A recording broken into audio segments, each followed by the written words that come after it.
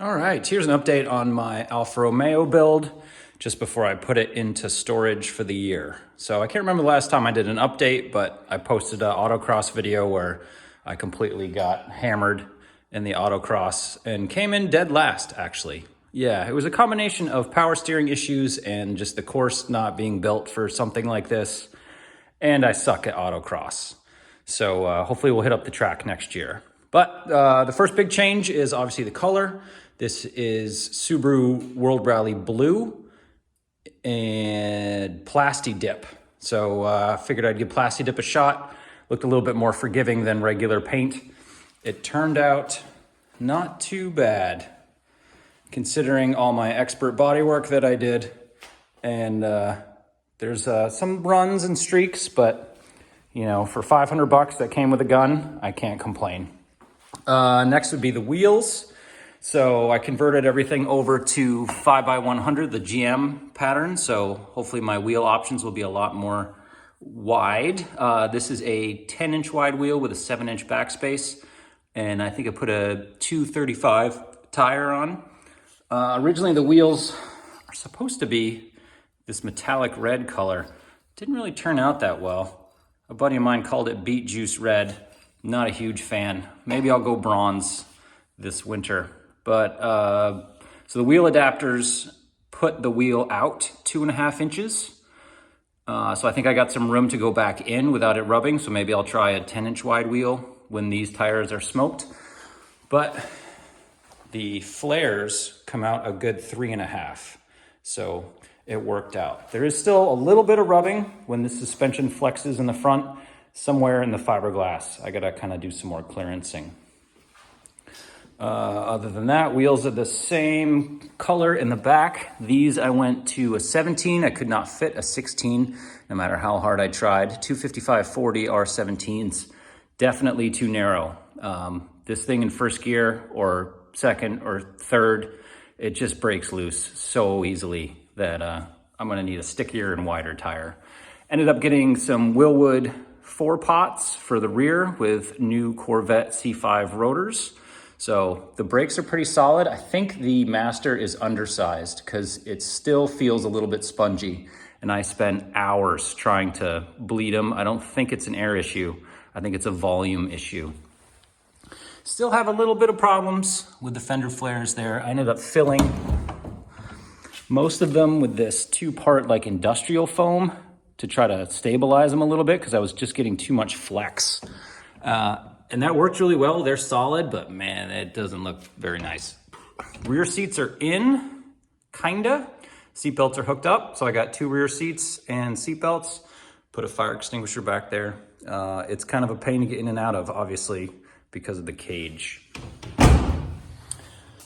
Still plan on cutting some vents back here to allow for some airflow, but this bumper is completely new. I cast that whole thing or modeled it all out of fiberglass and then did all the body work and mounted it up. So I think it had a bumper from a Toyota Tercel on it before, and I used that kind of as a master template and then skimmed the whole thing in fiberglass. So it kind of, and there's some cracking right there, but kind of flares out a little bit to meet the wider arches. Fuel cell is still under there, 2.5 inch all the way back. There is an X pipe in there. I think sounds pretty good. I also put cats on it, so it's legal beagle, kinda. And it kind of quiets it down quite a bit. I'm sure it robs some horsepower, but at this point, I'm not really even worried about it. Grateful Dead sticker. Pay homage to the original builder of the car. Still have fuel cell, battery, and then did have some problems with this. When the car is hot, it doesn't like to start. It cranks for a long time and there's a lot of draw and it trips that circuit breaker. That's a 200 amp circuit breaker I put in for safety. So I might have to take a look at that. Some cracking right here. This is the worst fender, just with the flex.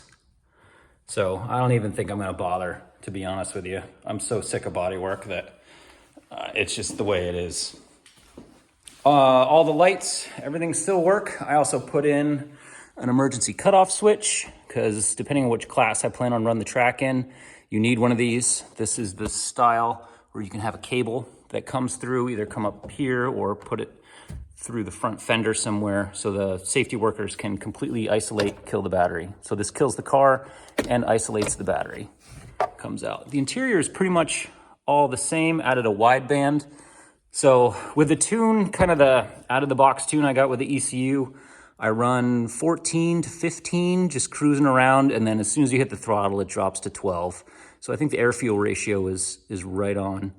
Another issue I had is I actually tried to put it in fifth gear when I took it for a test drive, and it tried to go in reverse.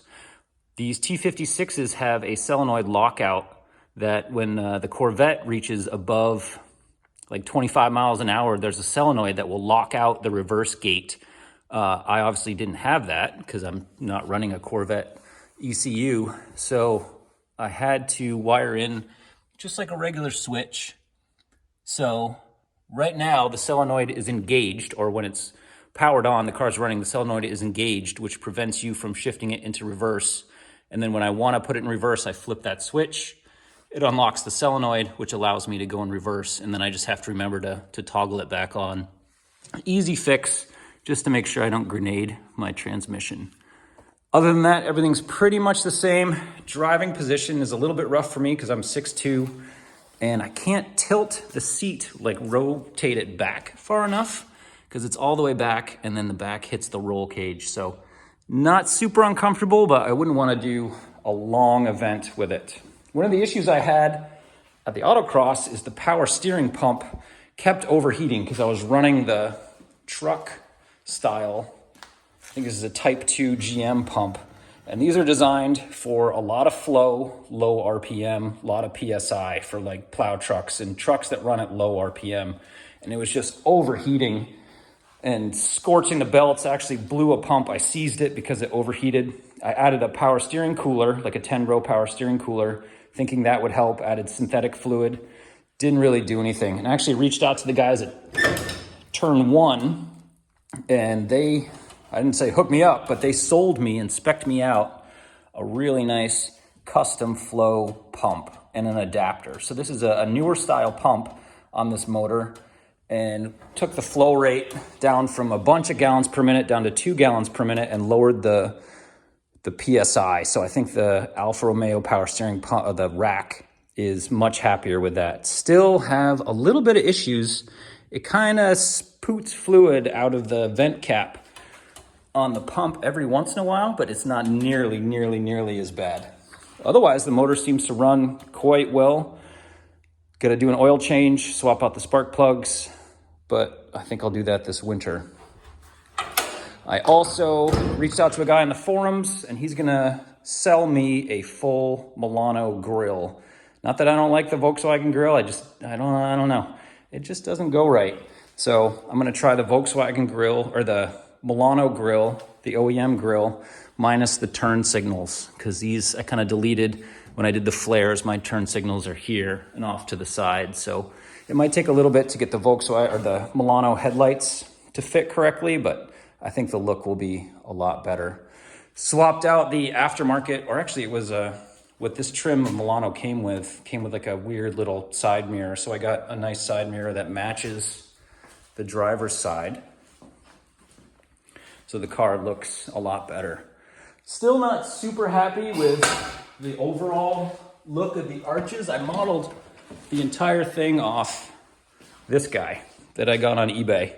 So this is like a IMSA RC car body that you put on like a little RC car. So this is what I used for scaling and modeling.